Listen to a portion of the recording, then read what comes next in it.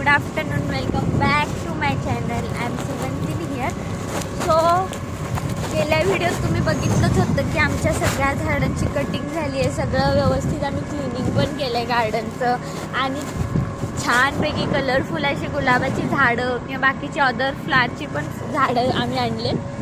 तर आज ते काम सगळं झालं आहे आणि तुम्हाला त्याचा व्हिडिओ पण तुम्ही पाहिला आहे.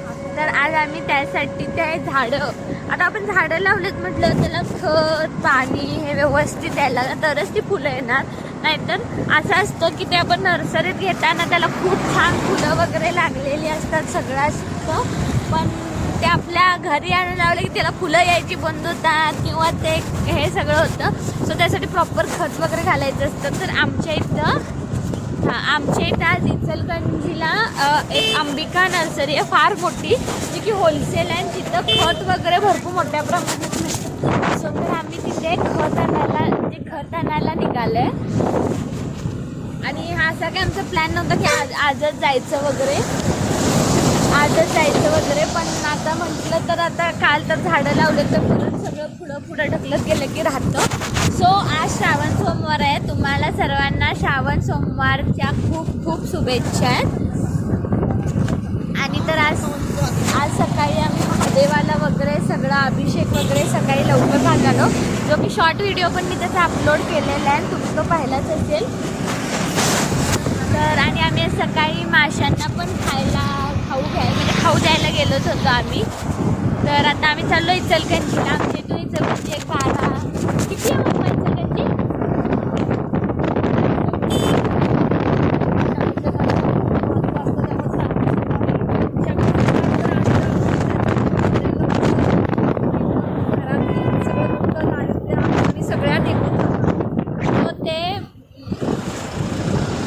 सो ते आज सोमवार आहे. सो आज शमीच्या झाडाला फार महत्त्व असतं आणि ते सुद्धा आम्ही मागच्या 2 नर्सरीत बघितलं होतं, पण ते काही आम्हाला भेटलं नाही.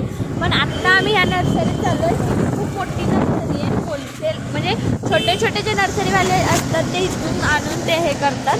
सो तिथं नर्सरीत आम्ही शमीचं रोप बघणार आहे. तर तुम्हाला कुणाला श्रावणाच्या सोमवार ह्या कोणत्याही सोमवारमध्ये जर शमीचं रोप देणं शक्य झालं, म्हणजे मंदिरमध्ये कुठल्या तरी दान करा किंवा आपल्या घरामध्ये लावा, पूजेसाठी खूप चांगलं असतं. किंवा बेलाचं झाडसुद्धा तुम्ही दान करू शकता या श्रावणामध्ये मंदिरमध्ये, तेही खूप चांगलं असतं. तर आम्ही जातो आता आणि मी तुम्हाला तिथेच जाऊन भेटते. बाय.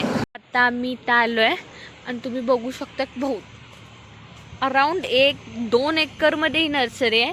इथं बघू शकता किती सुंदर त्यांनी हे केलं आहे सगळं मेंटेन. आणि हे सगळे जे आतमध्ये आहेत ते सगळे इंडोअर प्लांट आहेत आणि खूप व्हरायटी आहे.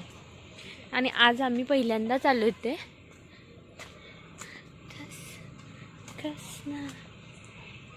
हो, बोनसाई झाड आहेत,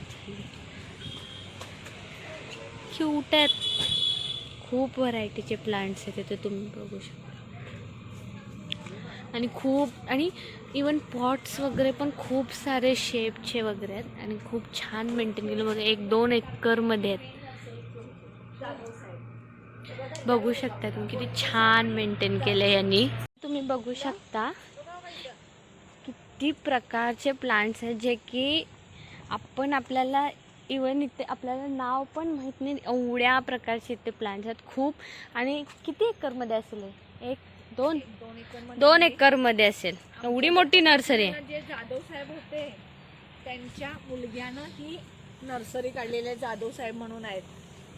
पूर्ण कारखान्यात तसं कधी साखर कारखाना शिरोळचे सगळ्या नर्सरी झाडं वगैरेचं जाधव साहेबांनी नियोजन केलेलं, ते सगळं बघत होते. आणि आता त्यांच्या मुलग्याची स्वतःची वैयक्तिक ही नर्सरी आहे. सो इथे खूप छान प्लांट आहेत. आणि आता बघू आम्ही कोणते घेतोय. काय घेत आहे ते एवढे व्हरायटी ऑफ प्लांट्स आहेत. इवन सफरचंद पासून सगळे प्लांट्स आहेत, जे की आम्ही त्यांना विचारलं की इथे येतात का ते, तर ते बोलले की आमच्या इथे एक जवळपास तारदाळ म्हणून गाव आहे, तिथं इथली रोपं नेऊन लावली आहेत सफरचंदची. सो तिथे सुद्धा सफरचंद आले. सो आता आम्ही बघतोय घ्यायचं की नाही, फिक्स नाही पण बघू. इथं सफरचंदचं सुद्धा रोप आहे की मला थोडंसं आश्चर्यच वाटलं. पण खूप मोठी नर्सरी आहे. 1-2 एकरमध्ये ही नर्सरी केली आहे. जे की आमच्या कारखान्याचे जाधव साहेब होते, म्हणजे त्यांच्या मुलाने हे केले अशी मम्मा मला आत्ता बोलली आणि ते मला आत्ताच माहीत झालं. पण त्यांनी ते व्हाईट म्हणजे असतं ना ते, हे सगळं इंडोअर प्लांटला व्यवस्थित हे केलं आहे.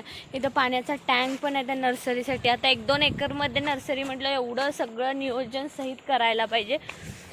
आणि त्या साईडला फक्त आणि फक्त आंब्यांची रोपं आहे, जे की किमान 5-6 गुंठ्यामध्ये असेल. सो आता इथे जाऊ आपण आतमध्ये, की जिथे इंडोअर प्लांट्स आहेत, बघू काय काय आहेत.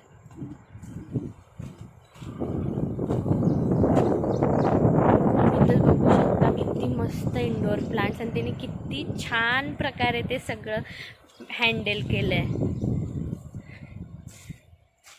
आणि झाडं लावणं हे प्रत्येकानंच केलं पाहिजे. असं नाही म्हणत की विकत आणून लावा किंवा खूप पैशाची लावा, पण प्रत्येकानं किमान थोडी तरी आपल्या घराच्या आजूबाजूला झाडं लावलीच पाहिजेत. सो आमच्या मावशींनी प्लॉट घेतला आहे, आम्ही त्यांच्या मोकळ्या प्लॉटमध्ये झाडं लावणार आहेत. सो त्यांची पण खूप सारे झाडं घ्यायची आहेत. आणि आम्ही परवा जो व्हिडिओमध्ये टाकलं होतं ते त्यांचीसुद्धा झाडं घ्यायची होती, म्हणून आम्ही आलो होतो.